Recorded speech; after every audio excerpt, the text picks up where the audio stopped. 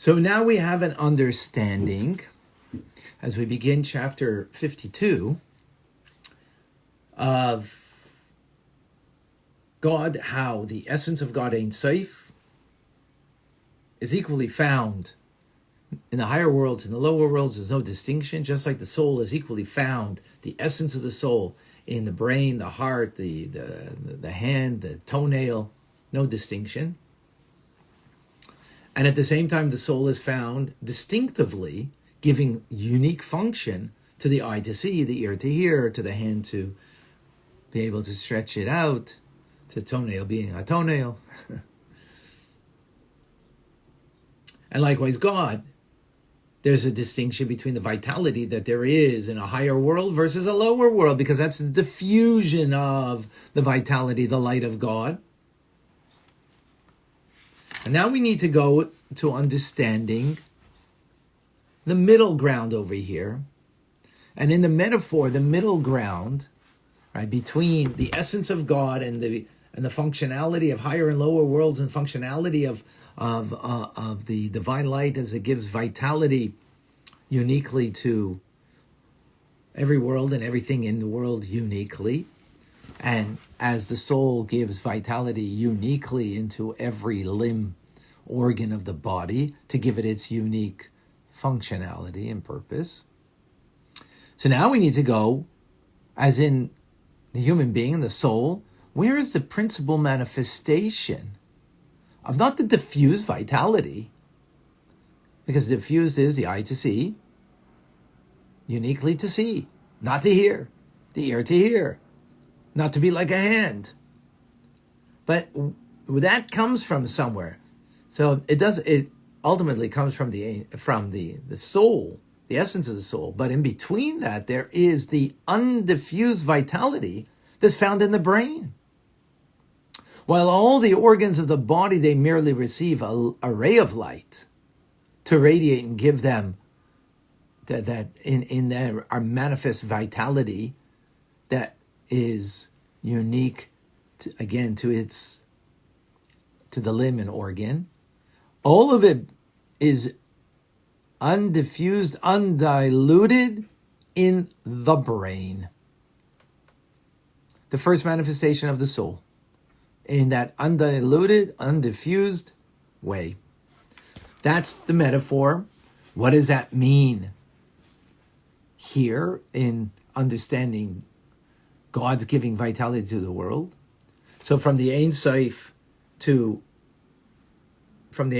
the essence of God, the infinite of God, to the diluted, diffused light in the world of Atzilus, even more so, Bria, and more concealed in Yitzira, and even more Asiya, and in this physical world, the most concealed, because there's so many garments.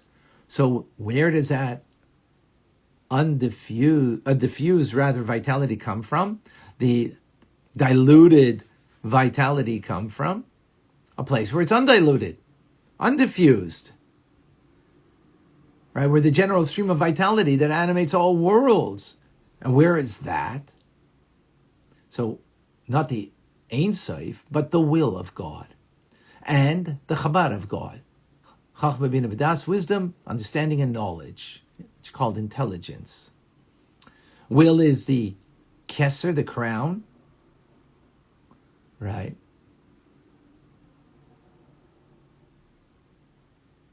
That also, the intelligence, the way it is in the crown also. There it's the undiffused vitality, which is the first revelation of the Ein Sof in worlds. Ein Sof is not revealed, completely concealed. Right? So this will, that we're talking God's will, His divine intelligence of Chabad, Chachma bina v'das, wisdom, understanding, and knowledge, they are clothed or find expression in Torah and mitzvahs. Torah being the wisdom of God, and mitzvahs being the divine will of God.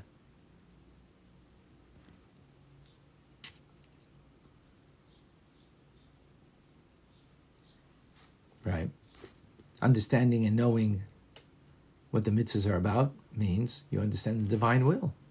which means the Chachma Bina V'das, the Chabad. This is the undiffused stream of vitality that descends into the worlds.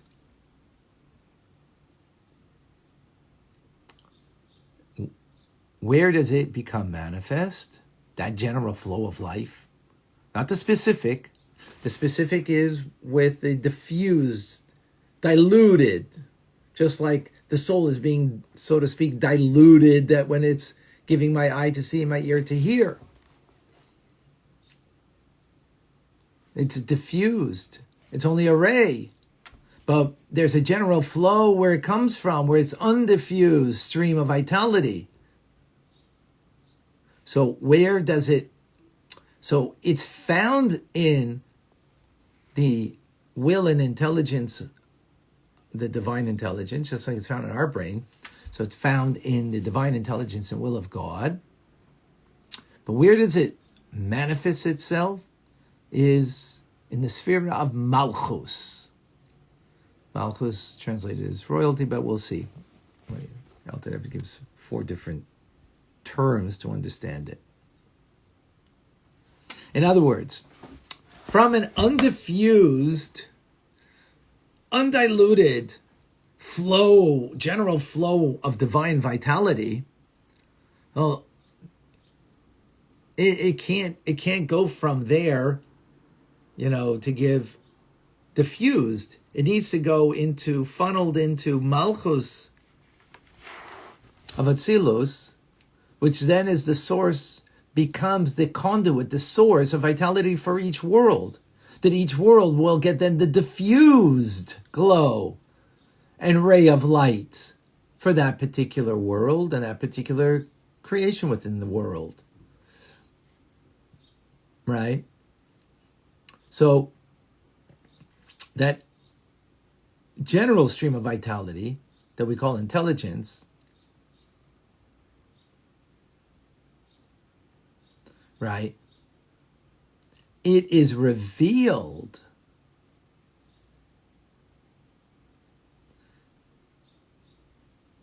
in Malchus. Metaphorically, the Alter Rebbe says it's like the light that radiates from the sun. The rays are but a diffused glimmer of the sun's essence. Likewise, the organs of the body receive from the brain, like we explained in the previous chapter, a ray of light. So the conduit, though, to bring it, that general flow of divine intelligence, to bring it into the world, is going to be through Malchus, the attribute of Malchus. So it is this source, right, of revelation of the general stream of undiluted, undiffused vitality, right, that we call intelligence, divine intelligence again. In Kabbalah, this is called Amma Disgalia, world of manifestation, of revelation. Another term that's used, and I don't know if this is from the Zohar, I don't remember, Matronisa, an Aramaic term that means queen. Because the queen receives her vitality from Kochabrichu, from the Holy One, blessed be He, being the king. So this is a female part of the divine, right? The feminine aspect of the divine. Another term that's used is Eimatato, nether mother, meaning the lower mother.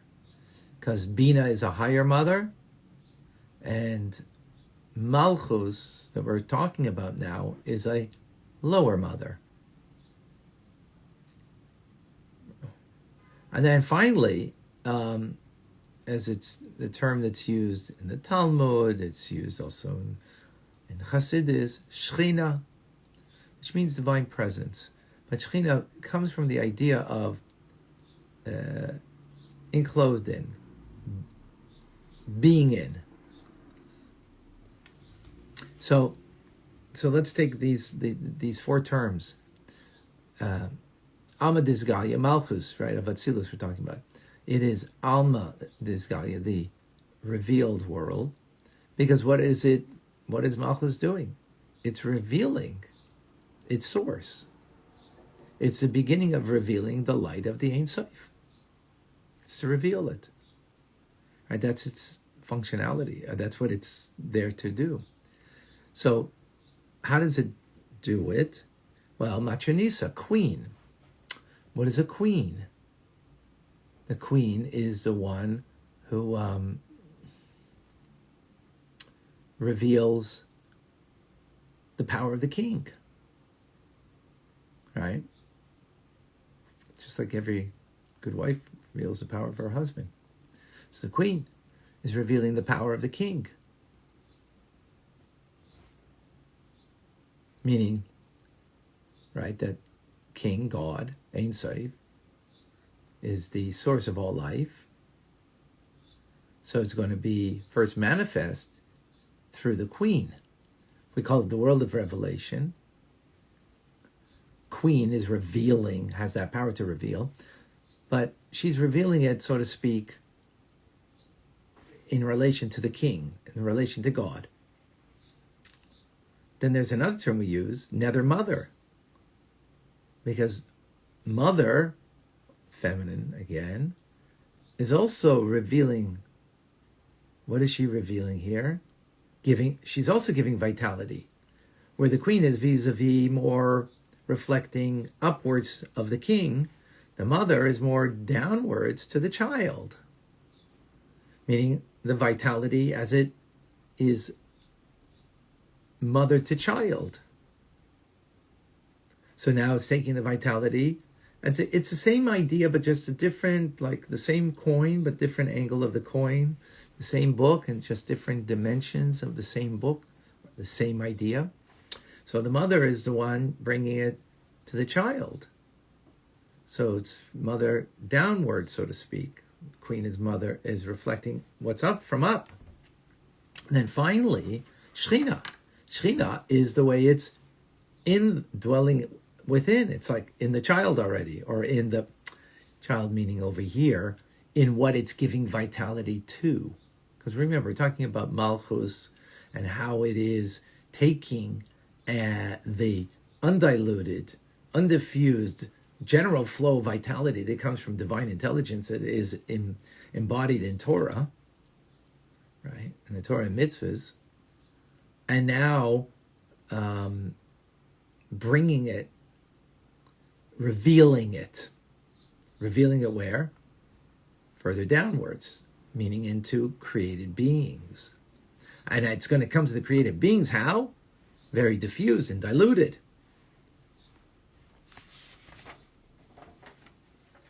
This concludes the in today's teachings. Is also figuratively that the mother of children, right, which refers to the Jewish souls, it's also called the community of Israel. From this source of Malchus of Atzilus that we're talking about, emanates, which is emanation, not creation, right? Being that the souls of Jews come from the world of emanation, and the souls that come forth as they extend beyond into the worlds, they're derived from this source of the Shekhinah, of the divine presence. That's where the source of the Jewish souls are. And each soul getting a ray of light, like from the sun, getting a ray of light in it for its vitality.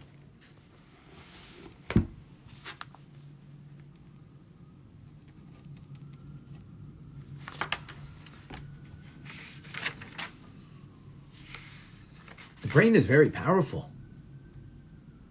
It has consciousness, awareness. It gives and controls the rest of the body, because there is the first manifestation, an undiluted, undiffused general flow of the soul is in the brain. From there it gets diffused and diluted, not diluted in a negative sense, but contracted, because if otherwise it wouldn't be able to give vitality to the ear to hear and the eye to see and the hand to be a hand. So likewise, in creation, we have 3 dimensions: the essence of God, meaning the Ein Sof, as it's equally concealed, hidden in every part of creation. No distinction, higher or lower, because there's no higher or lower on that dimension. And then there is higher and lower. But where does the higher and lower come from? What does it mean higher and lower? Where does it come from? That there's a spiritual world, physical world, and different dimensions. Even this physical world, there's human, there's animal, there's vegetation, inanimate objects. The distinction and how the ray of light of God is vested within the thing and therefore makes it into what it is. That all comes from as in the metaphor in the soul, the brain. That is where the undiffused, undiluted general flow of vitality of the soul. So the brain of the world is the divine intelligence. The divine intelligence, Chabad, it's the form of undiluted, undiffused, first revelation of the Ein Sof. But it's not really revealed there. It's too powerful. It gets revealed through Malchus. It gets revealed through Malchus.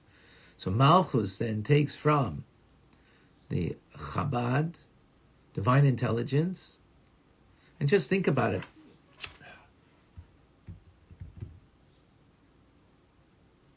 How do we know what kind of soul, what kind of person you are? Well, what Malchus is the power of speech. Speech reveals. The king rules with his word. He doesn't have to do anything. Right? Whatever his word is my command. That's how God creates a world, through word. That's how the king controls his empire. So that's Malchus, is the power of revelation. So in us it reveals what kind of brain you got, right? What's in your brain?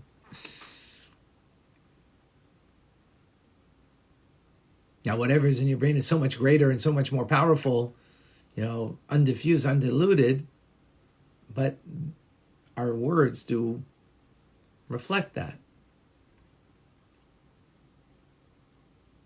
So, now I'm just giving that as a metaphor to understand that the divine intelligence is so,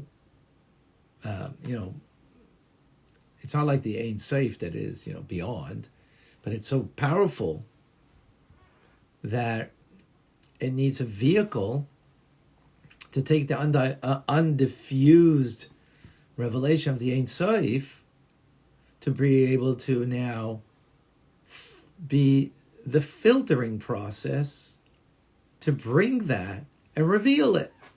It reveals it. Malchus. That's why, again, Malchus is called the world of revelation, because that's its purpose, is to reveal. Reveal God. How does it do it? Well, the characteristic of queen. Queen reveals king. Reflecting king. Nether mother. Another dimension that's bringing it downwards to the child. Where the queen is more reflecting the king, so it's more like from here reflecting higher. The mother is about bringing it down to the other, right? To creation, where it's going to be a diffused form of vitality. And then finally, Shechina. Mother is still in this direction. Shechina means as it's here, enclosed, dwelling in it, in the created thing. How the presence of God, Shekhinah, means the presence of God, is indwelling in the created thing.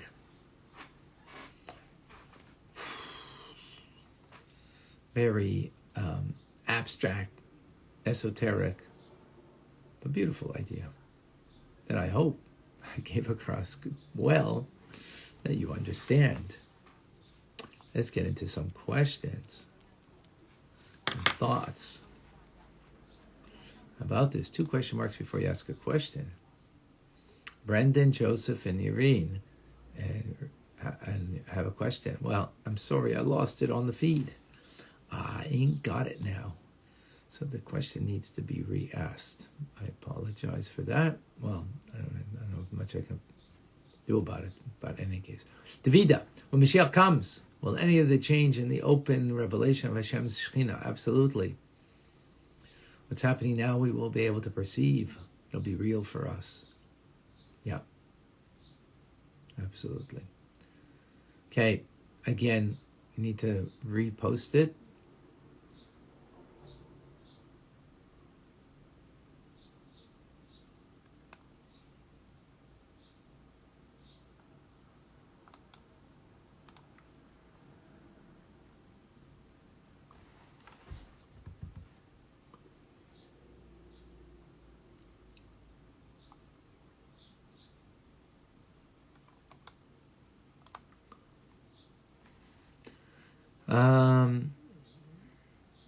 Okay, Instagrammers, we're going to go here. Yehuda has, is the king like the sun and the queen like the moon who reflects the light downwards to the lesser degree? Yes, absolutely correct.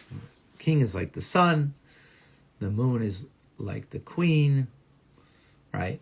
Moon is Malchus. We're talking about Malchus here, right? The queen, because the queen is reflecting the king, the wishes of the king.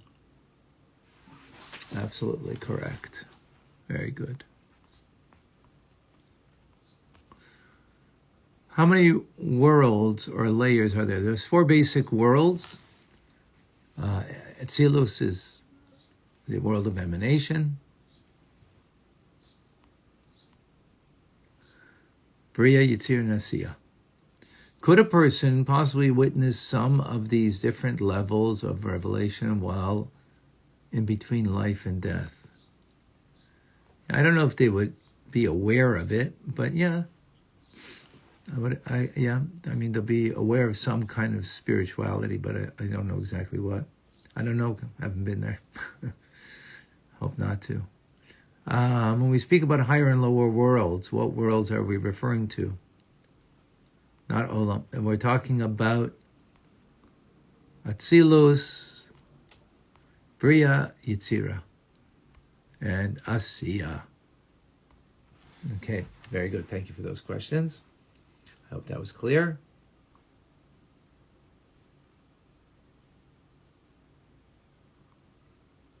It was clear, Rabbi. I just think that people are on different paths and understanding. So you answered the questions, but it requires a lot of in-depth. Yeah. There's it's a lot. Absolutely true. Malchus Malchus Kol Elamim. Yes, Malchus of Atzilus is the Malchus of every world. Of every world that gives life. Exactly, Andrew. Natasha, can you please explain the concept of couples are made in heaven and the pre-written who our spouse would be? I'm not certain that's a nice topic, but we're going to stay to this topic right now, and if we have a moment, then we could do it afterwards. But first, we're going to... What are all the spheres, Irene is asking, other than Malchus, Chesed, Vur? So there's 3 intellectual, Chabad, Chachma, Bina, V'das. We translate wisdom, understanding, and knowledge. Not a very good translation, mind you.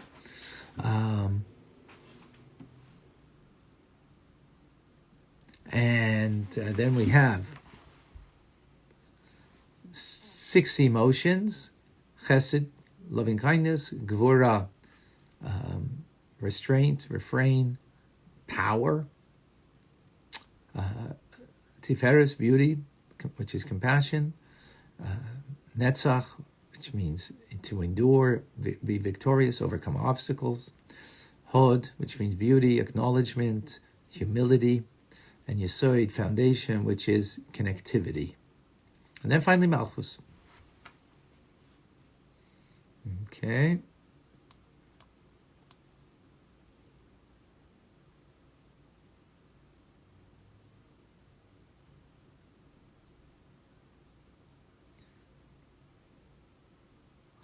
Jandra, how does the flow down with such energy interplay with the model of our following Torah and mitzvahs and tshuva to allow our energy to flow up to connect with God?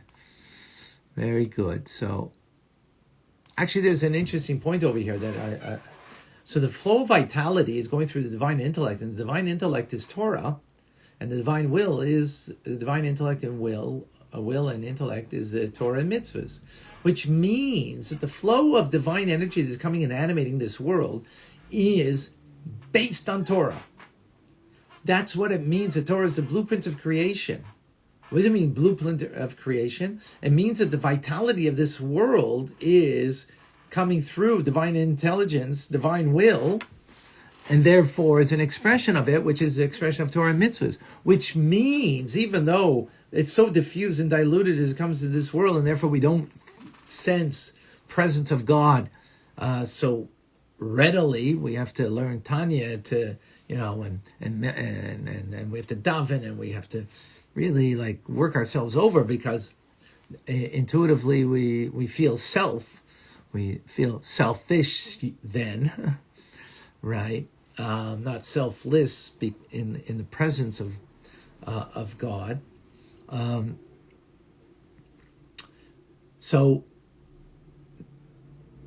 But when we understand that the vitality is coming in such a manner, it means that everything in this world is a reflection then of Torah and mitzvahs.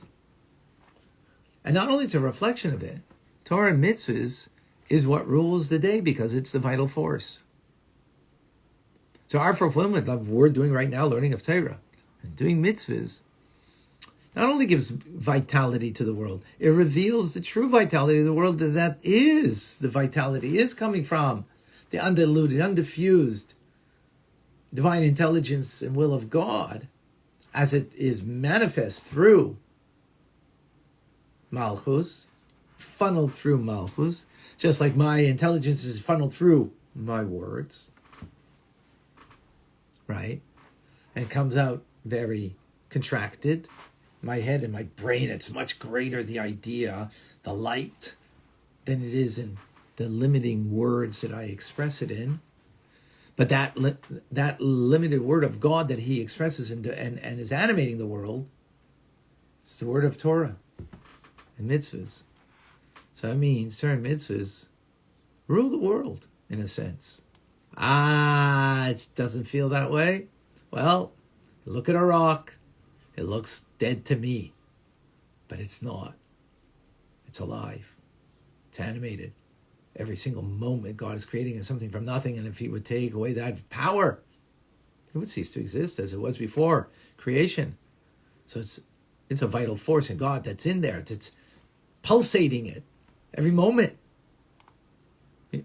I know that intellectually. I look at a rock, I'm not feeling that. Mashiach will come, be different, then we will. So that's how the flow of energy interplays with Torah and mitzvahs. With tshuva too. That is the connection to creation. So when we do a mitzvah, we're actually revealing the true vitality of creation that is aligned with Torah and mitzvahs. So not Torah and mitzvahs is, God, I'll scratch your back, then you'll do something for me. That's what most people look at. Or, I learned this because Tanya, it really inspires me, gives me. No. It's not that it's inspiring. It's the life force of creation. Very different. All right, folks, it's time now for Rambam, so I'm going to bid everybody goodbye. I'm going on to Zoom now. You can go to on Facebook, Chabad ZK, if you want to watch it on Facebook.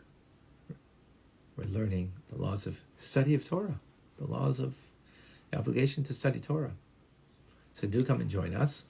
And 6:30 tonight, Torah studies about Shavuos, the holiday. You do want to come for that. The reminder, Shavuos is coming next Sunday, a week today, which we won't have a class, or on Monday because of Shavuos. But on Sunday, a week today, every Jewish boy, man, woman, and child needs to be in synagogue to hear the Ten Commandments, just as you heard it in Mount Sinai 3,334 years ago. We have to hear it again and hear it renewed.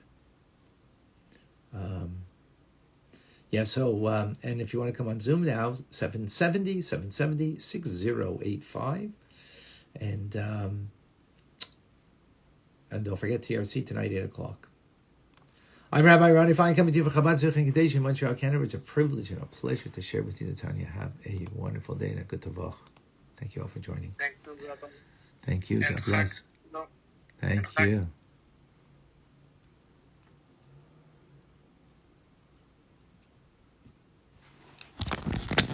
Thank you, folks.